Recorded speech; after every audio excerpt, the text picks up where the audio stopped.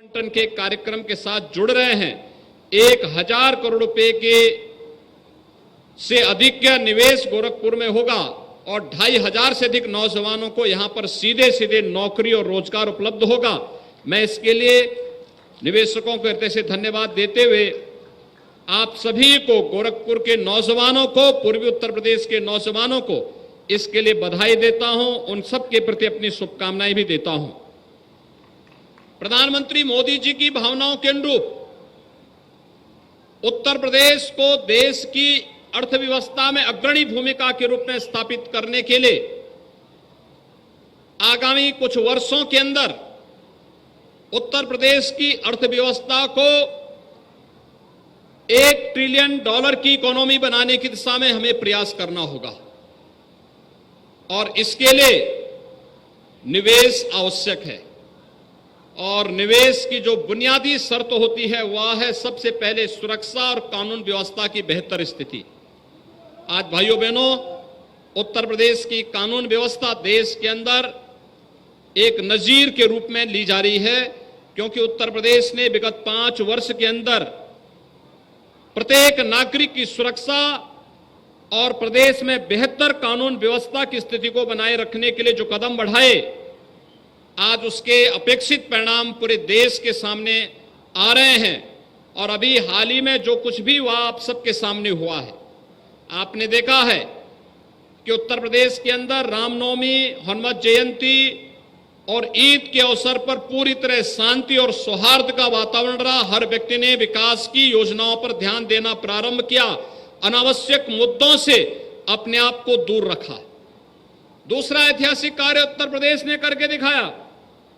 शासन ने अपेक्षा रखी कि सड़कें चलने के लिए होनी चाहिए।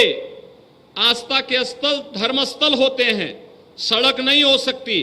और सड़क पर किसी भी प्रकार की धार्मिक गतिविधियां इस दौरान नहीं हुई हैं। यह भी एक बड़ी उपलब्धि उत्तर प्रदेश के नाम पर।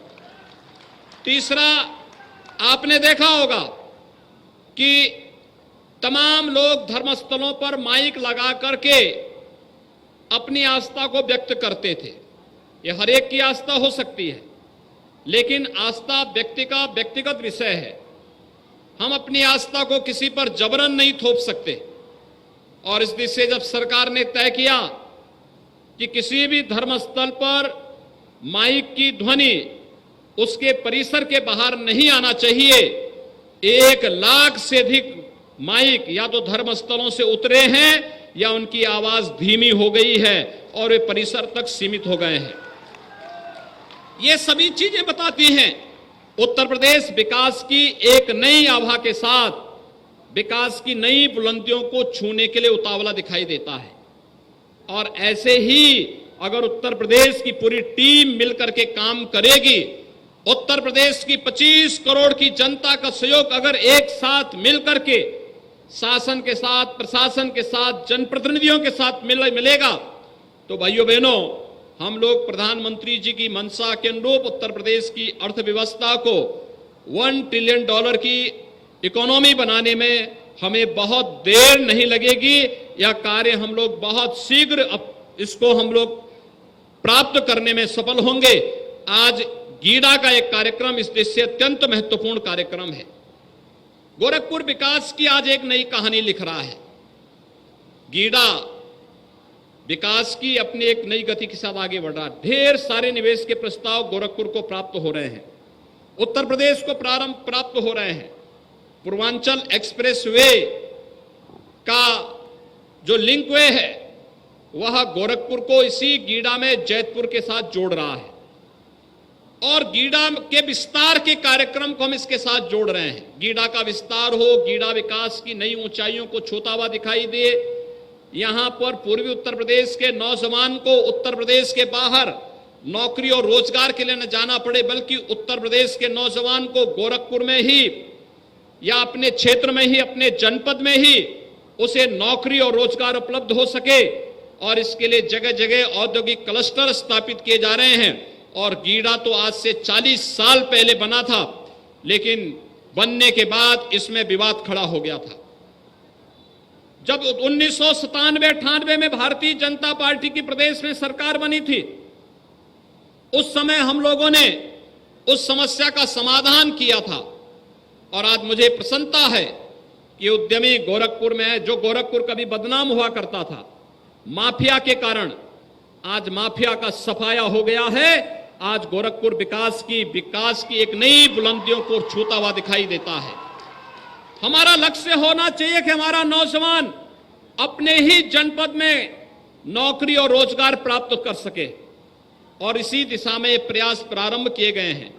चाहे वह यहां पर गारमेंट क्लस्टर के विकास के लिए किए जाने वाले प्रयासों या फिर यहां पर जो आज भूखंड आवंटित किए गए हैं गारमेंट पार्क के लिए, इसके साथ ही हम लोगों ने प्रदेश के अंदर जो फ्लेटेड फैक्ट्री के गारमेंट रेडीमेड गारमेंट्स के लिए एक नया हम लोग अभिनव प्रयोग करने के लिए लेके आए हैं और मुझे विश्वास है कि जो व्यापक संभावनाएं यहां पर अभी से कुछ उद्यमी मैं देख रहा था जो गीडा में उद्योग लगे हैं, जिन लोगों ने निवेश किया है वे क्या क्या कार्य यहां पर कर रहे हैं हम लोगों ने बहुत नजदीक से यहां पर लगी हुई प्रदर्शनी के माध्यम से देखा है।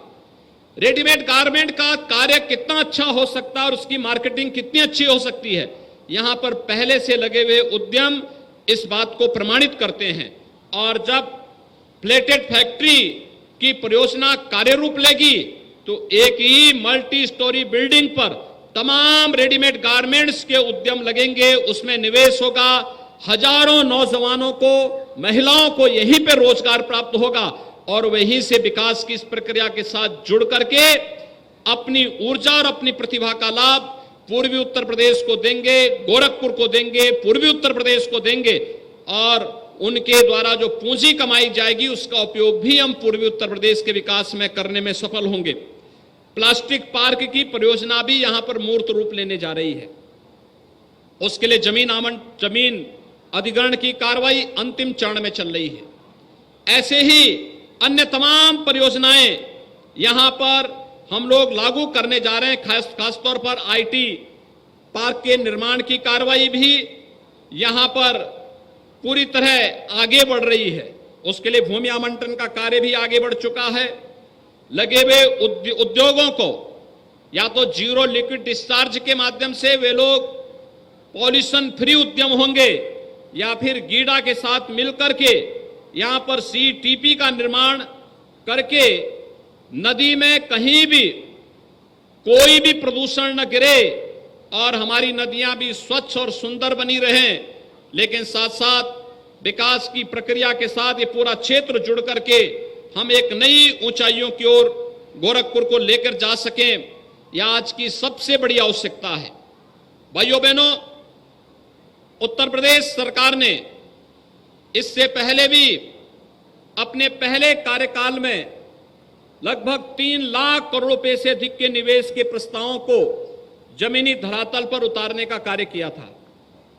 परंपरागत उद्यम को बढ़ावा देने के लिए एक जनपद एक उत्पाद की नीति को प्रदेश के अंदर लागू करके परंपरागत उद्यम को प्रोत्साहित करने के लिए उनकी डिजाइनिंग, उनकी मार्केटिंग, उनकी ब्रांडिंग और उसे हर प्रकार से प्रोत्साहित करने के लिए कि जिससे हम परंपरागत उद्यम के माध्यम से प्रदेश के लाखों नौजवानों के जीवन में खुशहाली ला सकें, यह कार्यक्रम यहां पर पहले ही लागू किया जा चुका है और वह सफलतापूर्वक आगे बढ़ रहा है।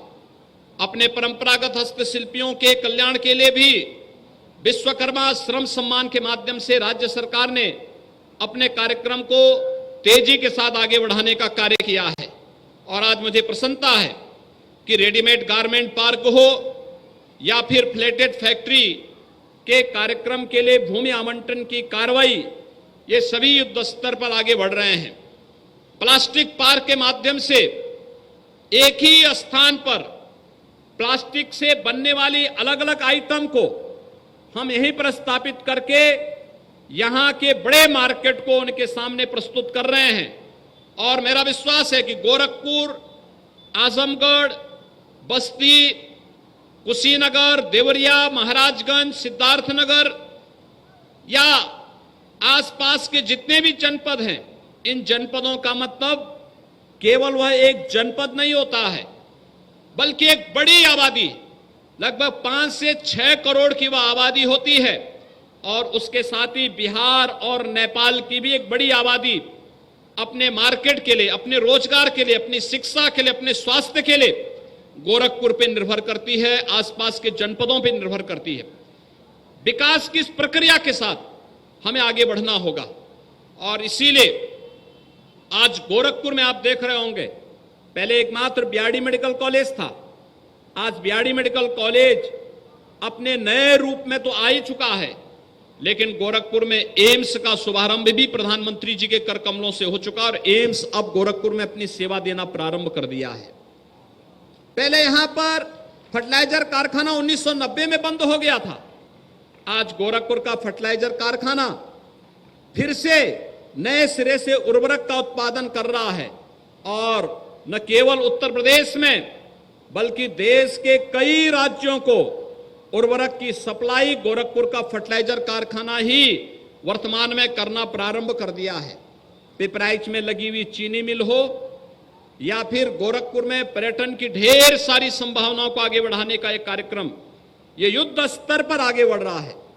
आज के इस अवसर पर मैं आप सबसे यही आग्रह करूंगा कि जब केंद्र और प्रदेश सरकार विकास और रोजगार को ध्यान में रख करके अपनी योजनाओं को आगे बढ़ा रही है, उन स्थितियों में हम भी एक सकारात्मक भाव के साथ विकास की इन परियोजनाओं के साथ आगे जुड़ते हैं तो इसके अपेक्षित परिणाम भी सामने आएंगे, विकास भी होगा, हर नौजवान के हाथ को काम भी मिलेगा और उसके जीवन में इसके माध्यम से खुशहाली आएगी, प्रति व्यक्ति आय में वृद्धि होगी और नित नई परियोजनाओं के माध्यम से ढेर सारा रोजगार भी यहां पर उपलब्ध होने में मदद मिलेगी।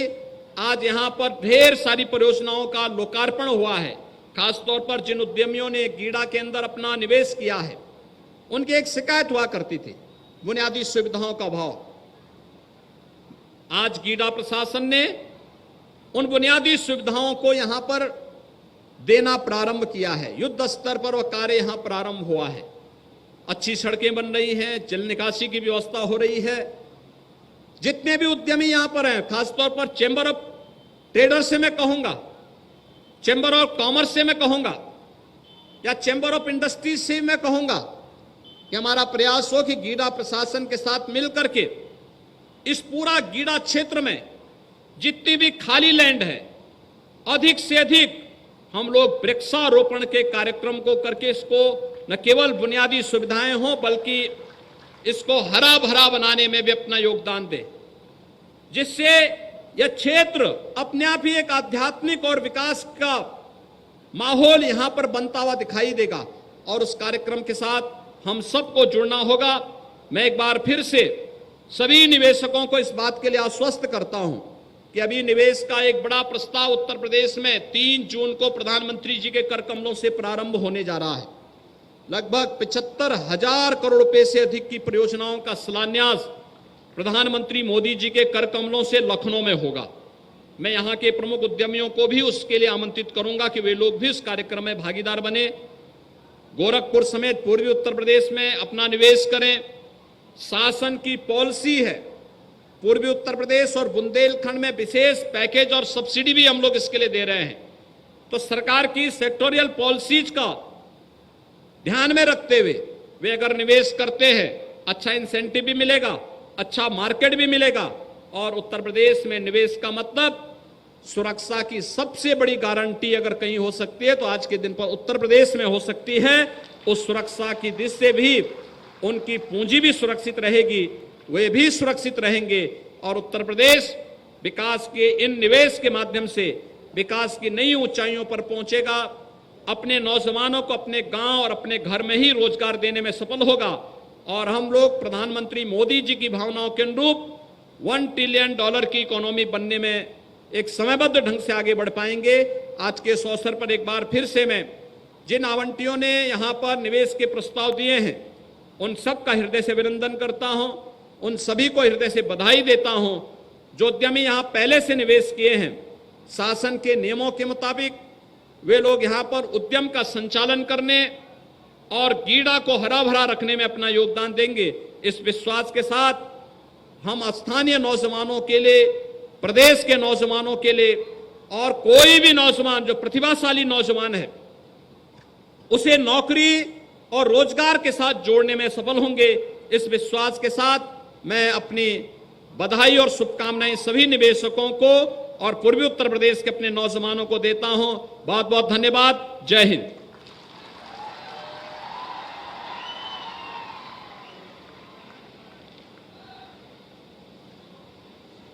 सादर धन्यवाद महोदय। निश्चित रूप से आपके वरद हस्त के संरक्षण में उत्तर प्रदेश प्रगति पथ पर अग्रसर रहेगा और समापन कार्यक्रम में माननीय विधायक ग्रामीण श्री विपिन सिंह जी से सादर अनुरोध करते हैं कि मंचासीन अतिथिगणों को